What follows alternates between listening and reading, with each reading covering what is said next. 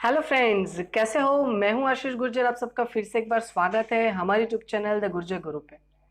Standard 11 account की अगर बात करें तो अभी हमारा सेकंड चैप्टर चल रहा है। उसमें हमने बहुत कुछ सीख लिया है। आज हम सीखने वाले हैं, बात करने वाले वाउचर के बारे में, और भी थोड़ी चीजें हम डिस्कस करने वाले हैं। सो वाउचर क्या होता है? बेसिकली तो हमें पता है वाउचर क्या है, बट थोड़ा डिटेल में आज पढ़ेंगे, उसके टाइप्स भी आज सीखेंगे। So let's begin. ओके, जैसे कि आप देख सकते हो फ्रेंड्स, यहाँ पे वाउचर आपको दिख जाएगा। वाउचर क्या है तो देखो, the pillar of accounting is voucher. Voucher जो है ना, वो अकाउंटिंग का पिलर है। अगर वाउचर ही नहीं है तो अकाउंट पॉसिबल ही नहीं है। देखो सेकेंड स्टेप में लिखा है, first step to write account is voucher. Account लिखने का पहला स्टेप क्या है? वाउचर है। ये दिमाग में बिठा दो। जब आप लोगों को 5-6 चैप्टर और कंप्लीट होगी ना, फिर अगर पूछा जाएगा ना फर्स्ट स्टेप कौन सा है, तो अब कोई जनरल एंट्री बोलेगा, कोई कुछ और बोलेगा, पर वाउचर दिमाग में नहीं आएगा। लेजर पोस्टिंग बोल दोगे, कुछ भी बोल दोगे। सो याद रखना, फर्स्ट स्टेप क्या है? वाउचर है। Voucher is a return document. ये डेफिनेशन है, वैसे पहले भी हमने देखी है definition. Voucher is a return document of business transactions. Voucher क्या है? तो एक रिटर्न डॉक्यूमेंट है बिजनेस ट्रांजेक्शन का। हम दोनों लेन देन कर रहे हैं, उसका प्रूफ क्या? तो मैं आपको बिल देता हूं, समझ में, आप कुछ परचेस करने गए, उसके बदले में आपको बिल मिला, यही तो वाउचर है, और कोई नई चीज नहीं है। रिटर्न डॉक्यूमेंट है कि भाई हम दोनों के बीच में ये ट्रांजेक्शन हुआ था, इसमें पैसे दे दिए हैं, बाकी है, जो कुछ भी हो सकता है, वो सारी चीज अंदर मेंशन भी होती है। अगर पेमेंट कर दिया तो कैश मेमो आता है, अगर बाकी है तो क्रेडिट मेमो आता है। ये सारी चीजें होती है जो डिटेल में अभी समझने वाले हैं, उसके टाइप्स भी देखने वाले हैं हम। Now the nature of transaction is determined through voucher. देखो अभी बता दिया मैंने, जो नेचर है ट्रांजेक्शन का वो कैसे पता चलेगा? वाउचर के बेसिस पे, कि कैश ट्रांजेक्शन है, क्रेडिट ट्रांजेक्शन है, बैंक के साथ ट्रांजेक्शन किया है, वॉट एवर कुछ भी होगा, वो वाउचर को देख के पता चल जाएगा। परचेस ट्रांजेक्शन, देखो और भी चीज यहाँ पे देके रखी है। Purchase transaction, sale transaction, bank transaction, expense transaction, income transaction, asset transaction, payable transaction etcetera, ये कुछ भी होगा, ये सारी चीजें हम क्या कर सकते हैं? देख सकते हैं, वाउचर के ऊपर से रिकॉग्नाइज कर सकते हैं। और ये कैसा हो गया पता है आप लोगों को? बेटे को देख के पता चल जाएगा उसका बाप कौन है, उसके जैसा कुछ हुआ। Next, types are determine on the basis of voucher. और उस ट्रांजेक्शन का कौन सा टाइप है वो भी वाउचर के बेसिस पे ही हम डिसाइड कर सकते हैं। A voucher is used as return and authentic evidence. Most important, voucher का यूज हम क्या कर सकते हैं? ऑथेंटिक एविडेंस के तौर पे हम यूज कर सकते हैं। देखो क्या होता है, आपने अकाउंट्स रिकॉर्ड कर दिए, आपने टैक्स पे कर दिया, बट जो टैक्स डिपार्टमेंट है ना, इनकम टैक्स डिपार्टमेंट, उसको थोड़ा आपके ऊपर डाउट लगा, तो वो लोग जब भी आपके वहां पे आएंगे, स्क्रूटिनी आएगी, उस टाइम पे उसको प्रूफ तो देना पड़ेगा ना। तो हम वाउचर के तौर पे दे सकते हैं कि भाई ये मेरे अकाउंट से, अकाउंट के साथ साथ ये इन्फॉर्मेशन जो मैंने ली है, वो इन्फॉर्मेशन मैंने कहाँ से ली है, तो ये रहे मेरे वाउचर्स, मैंने यहाँ से परचेस किया, इसको सेल किया, वगैरह वगैरह, जो कुछ भी होगा सारी की सारी चीजें वाउचर्स में लिखी होगी। सो इसको एज एविडेंस भी आप लोग यूज कर सकते हो। For which two parties transaction is made where one party is a voucher giver and another party is voucher receiver. सीधी सी बात है, यहाँ पे दो पार्टी होती है, एक वाउचर देगा और एक वाउचर लेगा। So one is voucher giver and second one is voucher receiver, या तो फिर एक्सेप्टर भी बोल सकते हो। The same voucher has different purpose for both the parties. दो एक ही वाउचर दोनों पार्टी के लिए अलग अलग पर्पस हो सकता है। सिंपल फंडा है, मेरे लिए परचेस का वाउचर है तो सामने वाली पार्टी के लिए क्या होगा? सेल का वाउचर होगा, सेल ट्रांजेक्शन हो जाएगा। इससे ये दोनों के लिए अलग अलग पर्पस हो सकते हैं। नाउ अब कुछ टाइप्स की बात कर लेते हैं और टाइप्स देख लेते हैं कि वाउचर के कौन से टाइप्स है। ओके, टाइप्स में सबसे पहले आप लोगों को दिख रहा होगा वो है सेल्स बिल। देखो सारी चीजें 9 टाइप से टोटल कुल मिला के, पहला है सेल बिल। तो वो क्या है? तो voucher for sale of goods. जब आप गुड्स सेल कर रहे हो उस टाइम पे जो वाउचर होता है उसको सेल बिल बोला जाता है। हम बिल नहीं लेके आते, हमारे लिए तो परचेस बिल है, बट जो बंदा हमें सेल कर रहा है उसके लिए तो सेल बिल हो गया ना। वैसे ही परचेस बिल, जब गुड्स परचेस की जाती है उस टाइम पे हमें परचेस बिल मिलता है, समझ में आया? उसके बाद credit note, not for sale return. अब देखो, मैंने सेल किया, आप लोगों को प्रोडक्ट सही नहीं था, आपको पसंद नहीं आया, जैसे मैंने बताया था वैसे प्रोडक्ट नहीं था, आप वो गुड्स मुझे रिटर्न कर रहे हो, इसको हम क्या बोलेंगे? Cell return. दिमाग में बिठा देना फिर से एक बार। सेल तो सिंपल फंडा है, आप मेरे पास मोबाइल लेने आए, मैंने आपको मोबाइल सेल कर दिया, ये सेल हो गया। एक दिन यूज करने के बाद पता चला कि इसमें तो चार्जिंग होता ही नहीं है, आप मोबाइल रिटर्न लेके मेरे पास आए, मुझे रिटर्न कर दिया, ये सेल्स रिटर्न हो गया। तो जब भी सेल रिटर्न होता है तब कौन सी नोट आती है? Credit note. तो सीधी सी बात है, मुझे रिटर्न आया तो मैंने जिसके पास से परचेस किया उसको मैं रिटर्न कर दूंगा, मैं क्यों लॉस बेयर करूं? इससे मैं जिसको रिटर्न करूंगा ये मेरा परचेज रिटर्न होगा। अब सेल रिटर्न है तो क्रेडिट नोट, तो परचेज रिटर्न है तो कौन सी नोट? Debit note. तो देखो एग्जाम में ना ये कंफ्यूजन तो होने ही वाला है कि क्रेडिट नोट है, सेल्स रिटर्न है तो क्रेडिट नोट है या डेबिट नोट है। उसके लिए बहुत ही सिंपल फंडा है, सेल का बैलेंस कौन सा होता है? क्रेडिट बैलेंस होता है, याद रखना। सेल का बैलेंस कौन सा होता है? क्रेडिट होता है। वैसे आगे आएगा तो क्लियर हो ही जाने वाला है, याद रह ही जाने वाला है, क्योंकि हर बार हम इसको क्या करने वाले? क्रेडिट करने वाले। सो सेल का बैलेंस क्रेडिट होता है, इसलिए क्रेडिट नोट। परचेस का बैलेंस कौन सा होता है? तो परचेस का बैलेंस सर होता है डेबिट, तो ये कौन सा हो जाएगा? Debit note. खत्म बात। ऐसे करके भी याद रख सकते हो। फिर काउंटर फोलियो ऑफ चेक, ये क्या? Evidence of cash withdrawn from bank. अब बैंक में से कैश विथड्रॉन करते हो, आप कभी गए होगे तो पता होगा, तो उसके लिए आपको क्या मिलेगा? Counter folio of cheque. समझ में? आप चेक लिखते हो, सेल्फ लिखते हो और फिर उसको रिसीव करना होता है, वहां से आपको पैसे निकालने होते हैं। ऐसा कुछ पता है? कभी बैंक में गए हो? देखिए बैंक, आई होप देखी होगी। पे इन स्लिप, अब देखो voucher use to deposit cash in bank. देखो हम अगर बैंक अकाउंट में हमें पैसे डिपॉजिट करने हैं तो हम पेन स्लिप में सारी इंफॉर्मेशन डाल देंगे और फिर उसमें डिपॉजिट करेंगे। तो ये जो पेन स्लिप है ना, वो हमारा क्या हो जाएगा कि भाई हमने बैंक में कितने पैसे डाले, वो पेन स्लिप से पता चलेगा। काउंटर फोलियो ऑफ चेक से हमें पता चलेगा हमने कितने पैसे विथड्रॉन किए। वैसे तो इसका बहुत कम यूज होता है, क्योंकि एटीएम से पैसे लेते हैं हम, डायरेक्टली ट्रांसफर करते हैं, नेट बैंकिंग का यूज करते हैं। तो अगर हम एटीएम से विड्रॉन करते तो हमारे लिए जो वहां से रिसिप्ट मिलते हैं ना, वो हमारे लिए क्या हो जाएगा? Counter folio of cheque. ठीक है।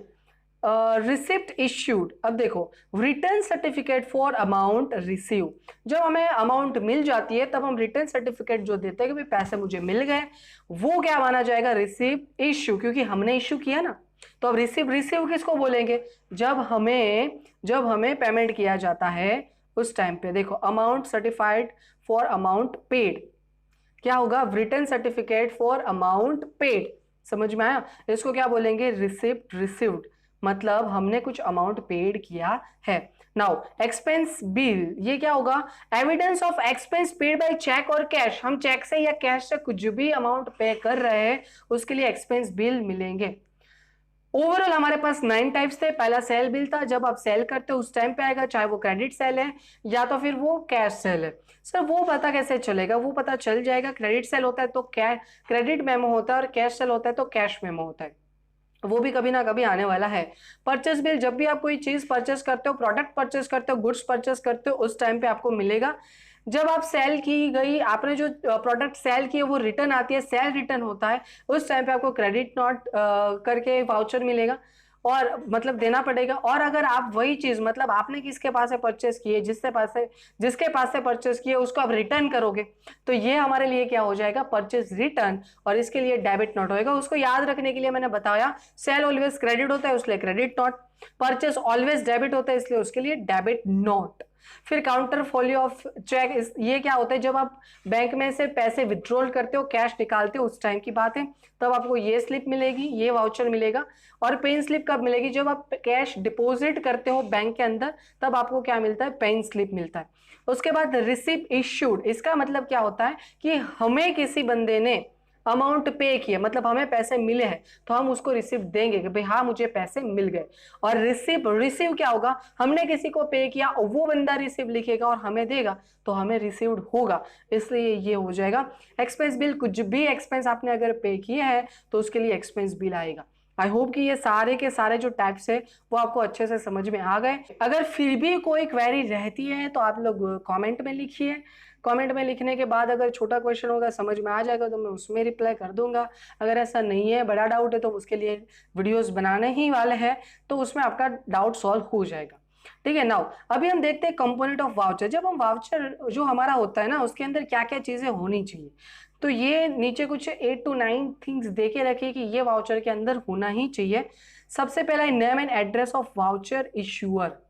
समझ में आया क्या होना चाहिए? Name and address of voucher issuer. जो वाउचर इश्यू कर रहा है उसका नेम एंड एड्रेस होना चाहिए। नाउ उसके बाद name and address of voucher receiver. जो वाउचर रिसीव करेगा उसका भी नेम एंड एड्रेस होना चाहिए। सपोज मान लो मैं सेल कर रहा हूं तो मैं वाउचर इश्यू करूंगा तो मेरा नेम एंड एड्रेस आ गया। फिर आप जो है वो खरीदने वाले हो तो आपको वाउचर मिलने वाला है, तो आप वाउचर रिसीवर हो तो आपका भी नेम एंड एड्रेस। आप कोई भी बिल ले लो, आपके घर पे कोई भी बिल पड़ा होगा वो ले लो। उस बिल के अंदर देखो जिस फर्म के पास से आपने खरीदा होगा उसका नाम लिखा होगा, उसके नीचे उसका एड्रेस लिखा होगा। और आपने खरीदा तो आपका नाम भी होगा। एड्रेस बेसिकली वो लोग नहीं लिखते पर वो भी लिखे तो अच्छा रहेगा।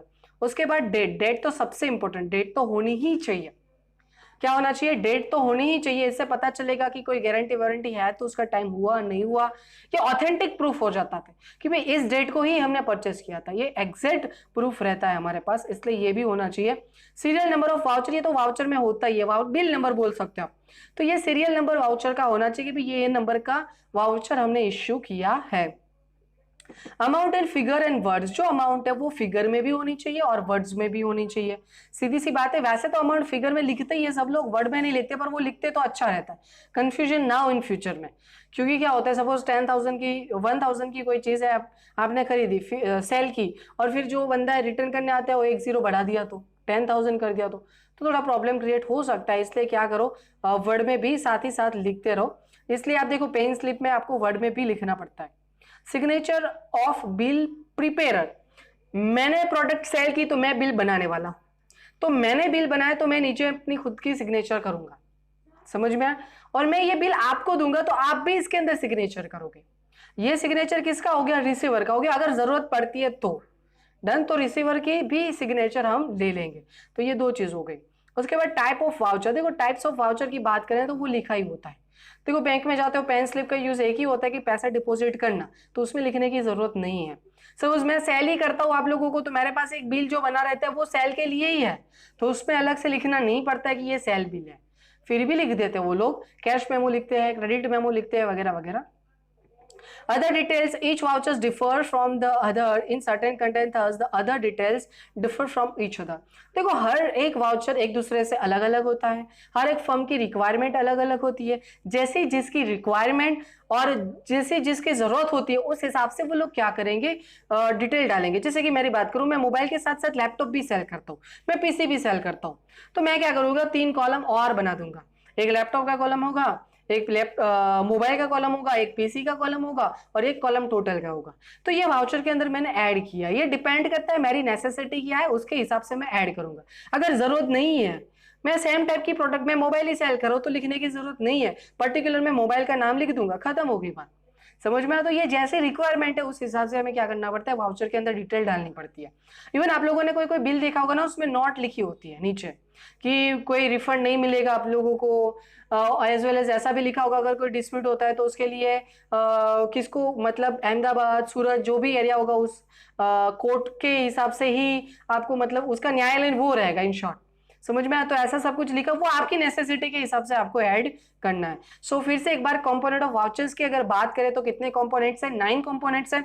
सबसे पहला name and address of voucher issuer, इसका मतलब मैं इश्यूअर हूं तो मेरा नाम एंड एड्रेस मुझे क्या करना पड़ेगा, उसके अंदर ऐड करना पड़ेगा, लिखना पड़ेगा। ये तो पहले से फिक्स ही है तो वो तो प्रिंटेड ही होता है। Name and address of voucher receiver, आप वाउचर रिसीव करने वाले हो तो आपका उसमें नाम होना चाहिए, एड्रेस भी आ जाता है तो बहुत अच्छी बात है, क्योंकि कभी अगर डेटा ट्रैक करना है तो ये काम में आता है। उसके बाद डेट तो होनी ही चाहिए, प्रिंटेड लिखो कुछ भी करो पर डेट आनी चाहिए, वो बहुत ही ऑथेंटिक हो जाता है ये वाउचर। इसलिए सीरियल नंबर ऑफ वाउचर, जो वाउचर है उसका सीरियल नंबर, ये बिल नंबर तो होता ही, आप सीक्वेंस में दे दो, फिर जब वाउचर आता है तो उसमें ऑलरेडी नंबर दिया गया होता है। Amount in figures and word, जो भी अमाउंट है उसको फिगर में भी लिखो। सपोज 10,000 है तो फिगर में भी 10,000 लिखो और उसके बाद वर्ड में भी लिखो ओनली 10,000, ऐसा भी कुछ लिख सकते हो, या तो फिर 10,000 ओनली, एक्सेट्रा एक्सेट्रा। इसके बाद बोला गया है हमें amount signature of bills prepare, bill बनाने वाला जो है उसका सिग्नेचर, और जो बिल रिसीवर है उसका भी सिग्नेचर ले लो। तो ये भी अच्छा है। फिर उसके बाद टाइप्स ऑफ वाउचर, कौन से टाइप का वाउचर है ये भी अंदर दिखाओ, और अदर चीज जो भी आपकी नेसेसिटी है उसके हिसाब से आप ऐड कर सकते हो। तो ये थी पूरी की पूरी आज की कहानी वाउचर के रिलेटेड। और कोई इन्फॉर्मेशन आज हम नहीं शेयर करने वाले आपके साथ। और अगर वीडियो में कोई भी कंफ्यूजन है तो फिर से एक बार देख लो। वीडियो अच्छा लगा तो लाइक कर लो, और आपके दूसरे फ्रेंड को शेयर कर लो जो अफोर्ड नहीं कर सके, ताकि उन लोगों को भी बेनिफिट हो। और अगर आप इस चैनल पे नए हो तो सब्सक्राइब करके बेल आइकन को प्रेस कर दीजिए, ताकि और भी वीडियोस आप तक पहुंचते रहे। Thank you so much.